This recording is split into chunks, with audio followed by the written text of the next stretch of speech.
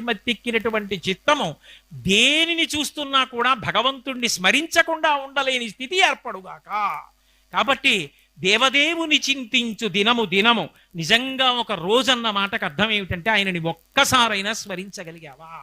కృతజ్ఞతాభావంతో మనసు బరువెక్కిపోయి, ఈశ్వర ఇంత మహోపకారం చేశావా, ఇవాళ నా చేత ఏమి చేత కాని వాడితో ఇంత గొప్ప రోజున నా చేత నృసింహతత్వాన్ని చెప్పించావా, తండ్రి నీకు నమస్కారం. నీ మనసు బరువెక్కిందా? నువ్వు కట్టుకున్న బట్ట చెమట పట్టి నీకు ఇచ్చిన విడిదిలోకి వెళ్ళి విప్పేసినప్పుడు ఇవాళ స్వామి నీ గురించి చెప్పడంలో డొక్కలు నిప్పెట్టి లోపలి బట్ట చెమటెక్కింది, చాలు నా జన్మకి ధన్యం అనగలిగావా? ఆ రోజు నీకు ధన్యత. దేవదేవుని చింతించు దినము దినము, చక్రహస్తుని ప్రకటించు చదువు చదువు, కుంభినీదవు చెప్పెడి గురుడు గురుడు, తండ్రి హరిజేరుమని ఎడి తండ్రి తండ్రి.